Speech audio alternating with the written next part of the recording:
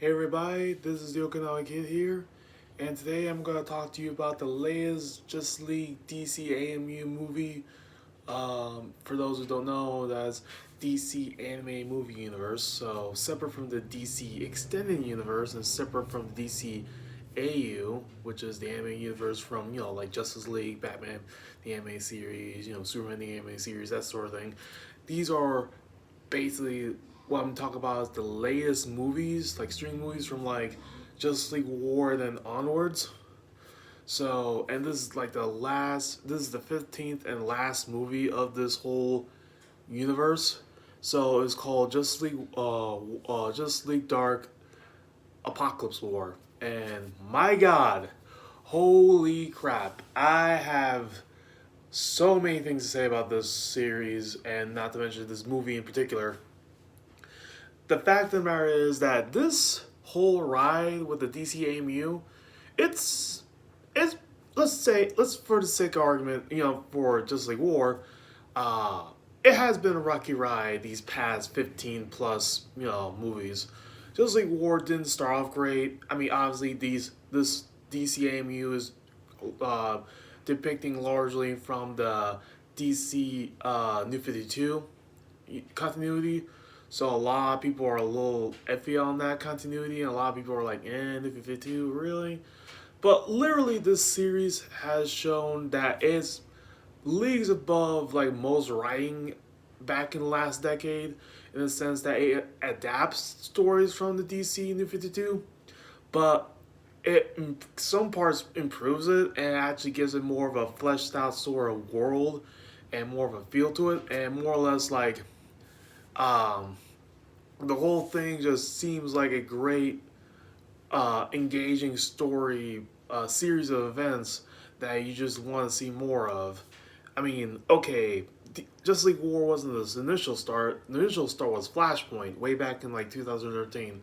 So I think Variant already said this, but literally is like they start off when like a year after the New 52 began, and then just ended like this decade, the beginning of this decade in 2020. So literally from the span of the 2010s, they kind of did this whole thing under the radar with no fanfare really, because everybody's worried about the movies rather than the live action movies rather than the actual anime movies, and a lot of people were paying attention to like Justice League, Dawn of Justice, and stuff. These pretty good movies, really. These anime movies are pretty damn effective.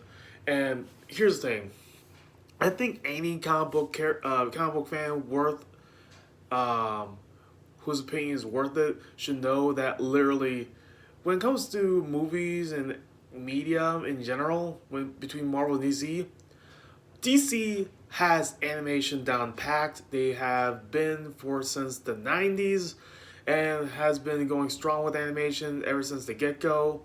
Whereas Marvel's doing good with live action stuff with their various shows, movies, and all that shit. Um, you never see like a outside like say like Earth's Mightiest Heroes or like the Spider-Man or X-Men shows, you really don't get a lot of good like good Marvel animation. Whereas DC, yeah, Batman, Superman, Brave and the Bold, Green Lantern, the various Justice League shows like Justice League Action, Justice League Unlimited. There's Teen Titans, the original. I know some people like the old Teen Titans. Like, okay, I meant to say, I know somebody likes the new Teen Titans. That's what I meant to say. Tongue tied. The old Teen Titans is a classic. The new Teen Titans Go, it has its moments. I'm not as I'm not as like here's the thing. I'm not as like harsh at Teen Titans Go than anything else. This is a completely different feel and almost like a completely different show. Unfortunately, and not unfortunately, but you get the idea. It's a completely different show and tone and everything else. It just yeah.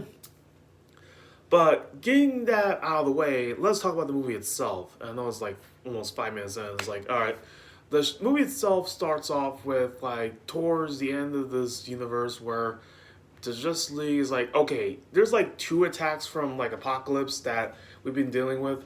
One during the first formation of the Justice League, and the other one where I died. Basically, Superman's like this. It's like Superman's like, yeah, Darkseid cloned me with like Darkseid. Is the whole thing.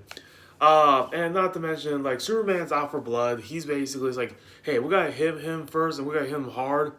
Darkseid needs to die. And everyone's like, dude, calm the fuck down. I mean, it's not that serious. I mean, sure, we need to get rid of Darkseid, but we don't want to risk the whole world getting fucked up. It's like, I don't care. Well, he does care, but it's like, look, we need to get rid of Darkseid no matter what, and we need this doing this now before he gets another chance. And our point of view character for this movie was John Constantine because, Justice League Dark Apocalypse War, so it features the Justice League Dark, obviously. So basically, John Constantine at first, the only reason why he joined the Justice League in the first place in the beginning of the movie was for Zatanna's sake, and she kind of sort of like, hey, sweetie, you might want to join the Justice League. I mean, you're powerful, you're useful, you could do a lot of good. It's like, yeah, but I don't really like the cape and cowl crowd. I mean, that's like traditional superheroes. I'm more of a magician anti-hero, so yeah, he was apprehensive from the get-go, and not to mention, like, Zatanna convinced him anyways. Let's face it, like, if it wasn't for Zatanna, John Constantine would be, like, a completely different person at this point in this universe. But I digress. So, basically, the whole thing of this series is that they're trying to attack Apocalypse, they're trying to kill off Darkseid, but here's the thing. It's already been established that Cyborg of the Justice League is halfway made, literally he's made of Apocalypse tech at this point, Apocalyptian tech, that was originated from Apocalypse. So when Darkseid's watching, all this planning and stuff to get rid of him, it was like, he literally watches the whole plan from Cyborg's cybernetic eye. Literally, here's the thing though. They know Cyborg is halfway made from Apocalyptian tech. None of them think that it's like, you don't think that Darkseid would hack into Cyborg and see everything we're planning, right? I mean, it's kind of obvious, really. It's like, what? Did Batman didn't know that, oh yeah, Darkseid's seeing our whole plans through Cyborg. Let's just get rid of him. Let's put Cyborg in a different room so he can't relay messages unknowingly to Darkseid. Yeah, so. But I digress. Literally, Darkseid finds out through Cyborg's eye, and more or less, he got everything planned out, and he was expecting all this assassination on their part, and now they're all boned. And of course, they're boned in the sense that half of the Justice League have been killed off. Aquaman got killed off. Like, most of the Teen Titans got killed off. And like, a good chunk of the Justice League got killed off. Shazam lost a leg. He survived miraculously. Half of them have turned to robots, cyborgs, like in Future's End. Like Wonder Woman, Mira, and stuff. Oh yeah, Batman's basically Mobius, without Mobius being there. Okay, I meant to say Batman has the Mobius chair without Metron. Which, they don't mention Metron at all. It's like, okay, you got the Mobius chair, but whatever happened to Metron? Like, did he just die? Did Darkseid kill Metron to get the Mobius chair? It wasn't explained. And like, it is also, like, I have to agree with, like, Cape Joel on this, because as badass to see Batman in the Mobius chair, like in the comics, like in Darkseid War, they don't really do much with it. Like, yes, he's in the Mobius chair, but it's not like he has the godlike abilities like an actual New God, like he does in the comic books, when he did that. No, it's more like, oh yeah, he's just brainwashed by Darkseid. Whoops. And not to mention the fact that he doesn't even have like the insane amount of knowledge that the Mobius chair has. No, he's just brainwashed. And worst part of it is, the whole catch of the Mobius chair is that as soon as you sit on it, you can never leave. You can never get up and leave it. But here's the thing. Towards the end of the movie, he does leave to fight, Damian Wayne, his son, after still being brainwashed by Darkseid. So I was like, Wait, you can get this. You get off the movie chair the whole time. I thought the movie chair was supposed to keep you sitting on it for all eternity. What the hell? So with that being said, yeah, there's some minor nitpicks there, like some sort of like I wouldn't say major adaptation flaws, but like that sort of thing with the movie chair kind of let down. But anyways, getting back to the main plot, like the whole thing with like the failed attempt at the assassination attempt at Darkseid failed. Darkseid basically took over the planet. And of course, basically, Justice League is all either dead or disbanded. They're all scattered throughout the winds, and Superman and Raven sort of team up. Superman at this point is infected with like a kryptonite virus that basically prevents him from using his powers. And Raven's still struggling to keep Trigon at bay inside her mind after the Teen Titans sort of got killed off by the Parademons, or rather Paradooms, because in this sort of event, Darkseid just fused the Parademons with the Doomsday clones and just made literally Paradooms, which I'm surprised they haven't done that in the comics, but you get the deal. Like fusing Doomsday with the Parademons. But yeah. But after that, like, they seen Constantine in a pub in London, which London's like, yeah, you can see like the Justice League Tower, Watchtower in the river, in the River Thames in London, and it's just like wrecked, and all London looks wrecked, and he's like, literally, Constantine still blames Superman for the death of so many of the Justice League, especially Zatanna, who he loves, and basically he's not gonna like help initially, but it's like, yeah, literally Superman's like, well, Zatanna would like you to help us. It's like, fuck me. So like John Constantine reluctantly helps along with Etrigan, who's kind of like the biggest source of comedy in this show because he just gave up during the Battle of Earth, and basically like he's definitely one of the funniest moments, and he provides one of the funniest moments in the series. I mean, this movie. And to make it a long story short, basically Raven, Zatanna, Etrigan, Constantine, well, not Zatanna, but like Superman. My brain's all over the place.